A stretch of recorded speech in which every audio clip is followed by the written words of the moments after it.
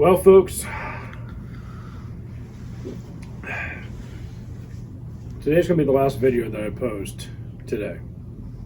As far as you guys know, it's actually the first and only video, but I already know I shot 5 videos today. I deserve this. I worked hard.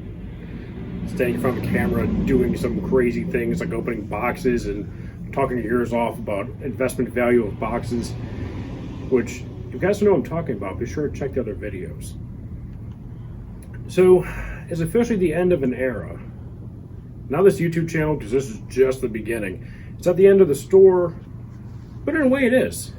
So for you guys who have noticed, for about 5-6 years we've been open, we used to be known as Nerds, Cards, and Comics. And, well, now we're just nerds. We're still doing the cards, but not the and comics part. So we're doing it for about 5-6 years. Frankly, we decided not to do it anymore. A lot of people have been asking why no longer doing it, and I've been very transparent with the customers who've been asking us, who've been subscribed to us for a long time. And again, I thank every single one of you who are consistently buying your subscriptions, ordering new things, and shopping through us for all your comic books, your graphic novels, statues, all that stuff. It's very much appreciated. So thank you to everyone for the last couple of years. But to be honest with you, we did not do comic books well. It's not that it was an abject failure. We just didn't do it as well as we could have.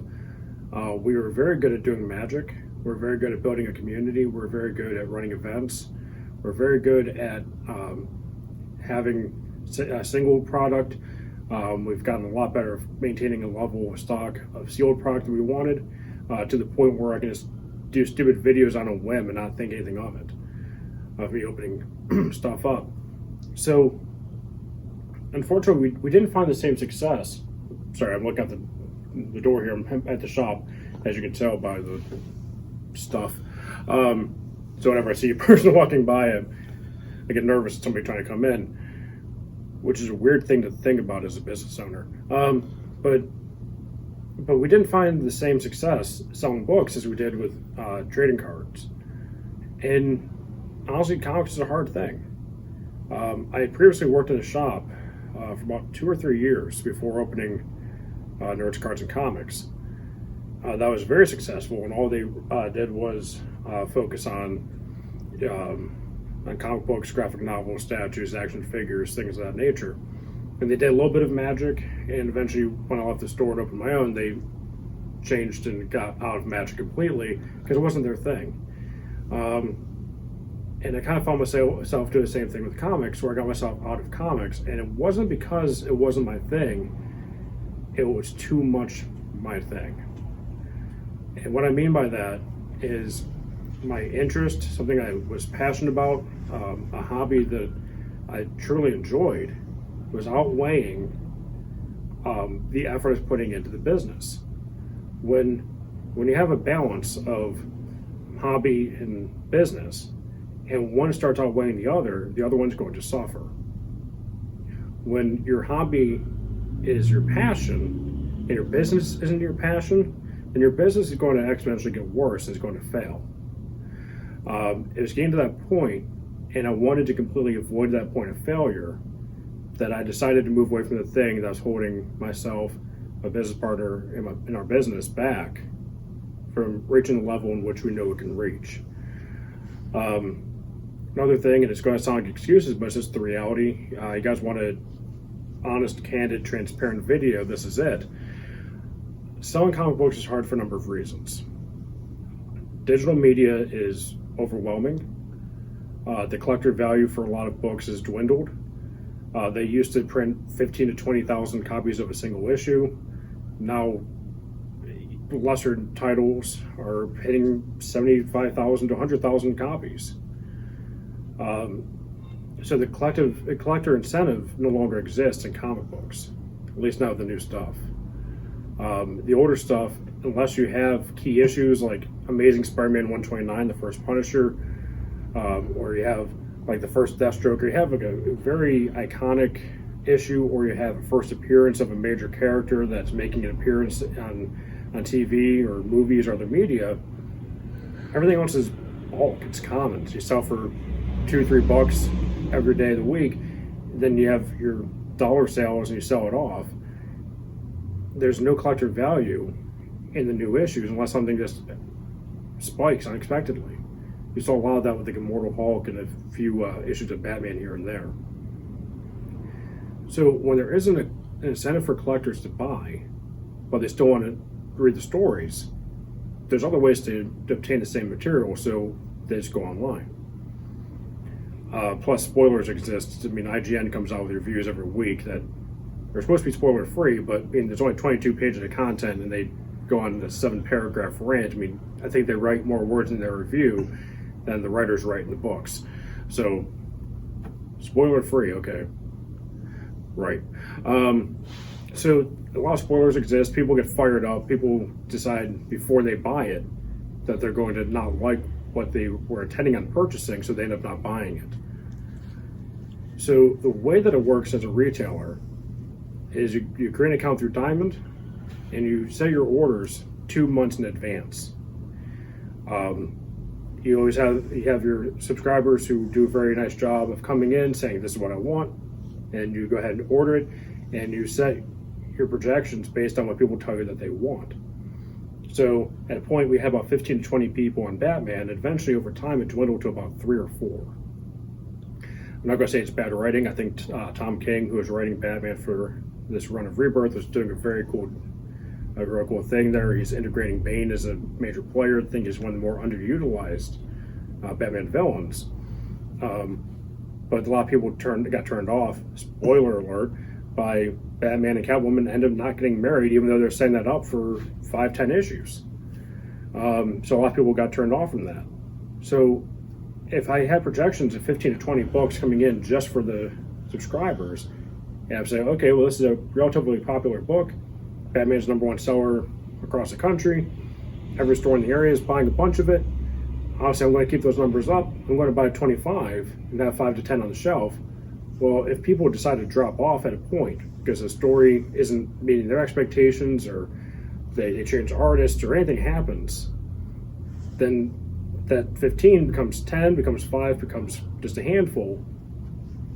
Then you're stuck with a whole bunch of dead product, a lot of overhead, things you're getting charged for during tax season, because you have to account for every single thing that you have.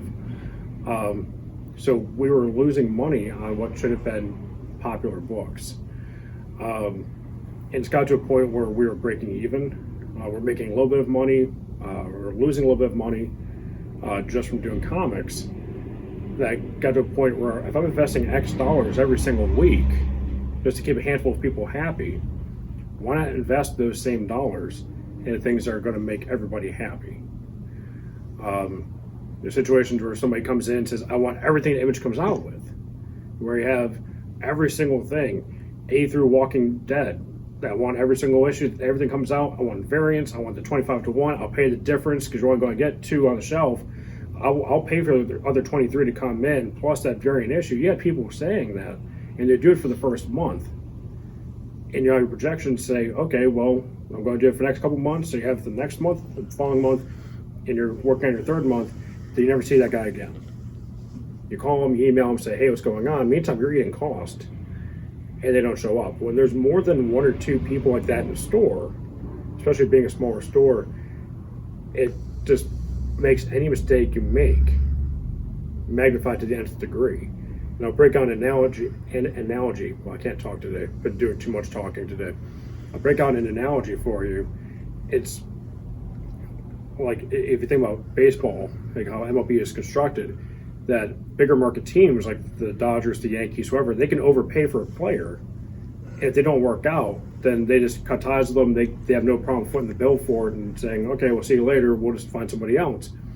But if a small market team like, let's say, the Brewers or the Pirates or someone like that, and if they overpay for a guy and he doesn't work out for them, they're either stuck with the player that doesn't do what they want him to do, or they cut ties with them and now they have less money to spend on payroll moving forward on players that are actually going to give proper return on investment. So being a smaller store, we're like the Brewers or the Pirates or one of those smaller teams where we couldn't afford to make a major investment and it not pay off. We try to make the major investments hoping that it would, and sometimes it doesn't. That's the risk, that's the gamble you take when you invest in the stock market, when you invest in bonds, when you invest in opening and maintaining a store, regardless of what you sell. Another thing too is if you really think about the true demographic of people who actually actively read comics, they've been reading for a very long time.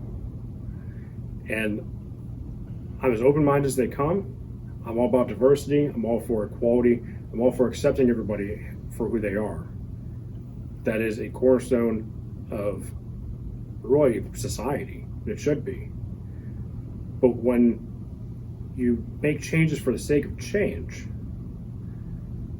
and you're trying to key in on a demographic that doesn't historically read comic books or graphic novels, when you're trying to gain that readership and you're unsuccessful doing that as a major company like DC or Marvel or Image or IDW or Dark Horse, when you're trying to make these changes to draw in minority readers, those numbers may go up a little bit, but in the meantime, you're losing a lot of the quote-unquote old white guys who've been reading since the 70s. The old white guys from the 70s are the ones who spend money.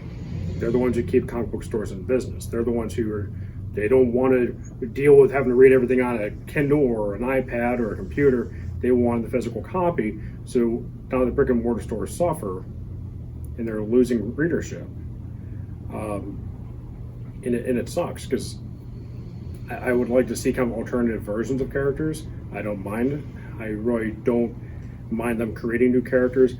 Whatever they want to do, I'm cool with. The thing is that from a business perspective, you have to think what's good for business. If something that you're going to change is going to inherently hurt the business, then there's no tangible reason to do something. This should have been the ultimate boom for comic books. It should have been the revitalization of comic books. You have the MCU is, well, apart from the fact that Corona kind of pushed back Black Widow's movie from May whatever to November now. This was supposed to be the golden age, theoretically, of comics, because you had the MCU had just finished off the biggest movie event of all time in Infinity War than Endgame. They did amazing things where people became reinterested in characters like Iron Man, Captain America, Thor, Hulk, Black Widow, Hawkeye, Guardians of the Galaxy. They got interested in these characters, so you can create a comic book version, not create because they've already been created, but you can kind of go hand in hand with the movies are doing. You could reintroduce some of these cool concepts that they're bringing out in the movies. DCEU is trying its best, but they've actually had a few hits. They made characters like Wonder Woman and Shazam become A players. They made Aquaman cool again. And unfortunately, the books didn't reflect how cool these characters could be.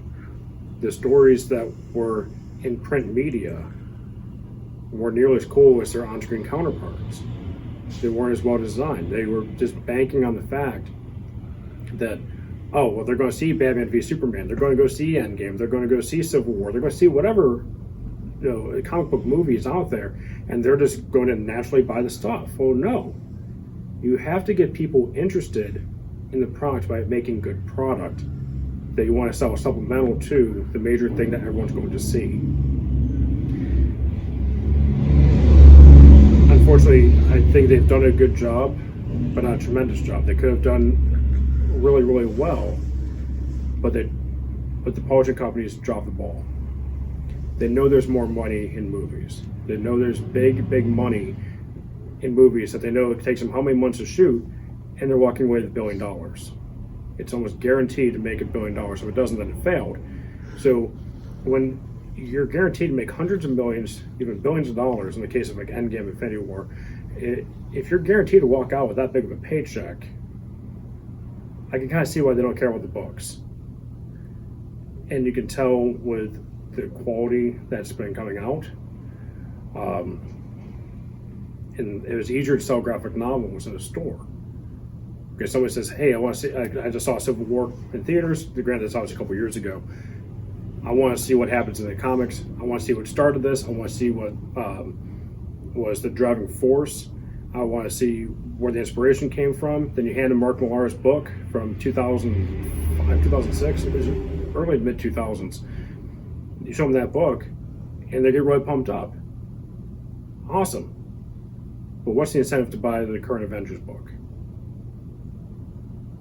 Well, the current Avengers books, there's 7, 8, 9 different Avengers books. Which one do I follow? Which one has the people that I want to see? Which one has Captain America and Thor and Hulk and Iron Man and Black Widow? Which book has that? Oh, none of them? Each have maybe one of those guys and a whole bunch of people I've never heard of before as a casual consumer? Well, screw that. I'm going to keep reading the old stuff. No one's going to read the new stuff as long as that becomes a thing. So to everyone who is running comic book stores now, who have stayed in business and have been successful, I am truly envious of you, because this was a huge passion of mine. It was a hobby of mine. I mean, I'm a 90s kid, and I remember reading a lot of janky 90s Batman stories. I mean, I'm obviously a fan enough to get things permanently tattooed on my body that are Batman related. And it's a shame that something that I cared about that much and was that passionate about didn't work out for me. And that's okay, because we found things that did. We found what made us successful. We changed path. We changed course, because my success in business means more to me than trying to be successful in something that I wasn't successful in. Sometimes you got to throw your hands back and say, well, if this doesn't work, what can we do that does work? And selling Final Fantasy, selling Magic, selling Pokemon, holding F&M events, Tuesday Night Modern, whatever events you have going on at the store. I mean, it changed a lot, but building the community of Magic players was making us money. So that's kind of where my mind was. It's a shame, but you have to do what's best for business. I've talked about that a lot in this video. I talked about how the big publishers didn't do what's best for business. They did what they thought was best. It didn't work out, and instead of buckling and saying, you know what, we're going to go back to what made us successful, we're going to try these things instead, they stayed the course. And I've seen another situation with Marvel where in the 80s and 90s they had to sell off a lot of their properties, a lot of their movie properties. Between Fantastic Four, X-Men, Spider-Man, they had to sell off just to make money. And you're probably going to see that again, where with them being owned by Disney, they don't need to sell comic books to stay in business. They can just keep pumping out TV shows and movies and be completely fine with it. So at the end of the day, I'm glad I learned my lesson. Hopefully they do too, for the sake of being still a reader to this day who still likes reading, but I'll be reading my own supply. So thanks again to everyone who had joined us on this journey for the last couple of years. I mean, 5, 6 years isn't a couple. That's actually like more than several at that point. I don't even know what the technical term is for that. But I want to thank everyone who had been with us. I apologize that we will not be your one-stop shop for comics and gaming. We're going to be your one-stop shop for gaming, though. If you guys feel the need to buy books, I know several amazing retailers in my area. So please feel free to email us, and I will forward their information to you to support them. We took all the books, all the graphic novels, posters, action figures, and we went to one of these stores, called them up ahead of time. He made us an offer. We said, yep, by all means, take it. And we've actually reinvested that money back into the store as we plan on moving forward. So it was a deal that worked out for everybody, and we're happy to kind of be just done and over with that phase of our lives as a business. So thanks everyone for liking, commenting, subscribing, sticking around this long in the video. I know it's going to be a longer one. I think it's about 20 minutes if I had to guess. Almost 20 minutes, okay. I've said this in a few videos, the ones I'm just sitting here basically doing a TED talk. Nice little deep cut there. We didn't open anything. I mean, I opened a soda or a pop or a tonic, wherever you guys are from, whatever you want to call it, Dr. Pepper. Let's call it Dr. Pepper. So I opened it. I took one sip of it and called it a day. So now it's probably just warm. But we opened this. We opened something legendary. All 23 flavors. I could be your spokesperson. Call me Dr. Pepper. You know you want to. All right. I'll see you next time.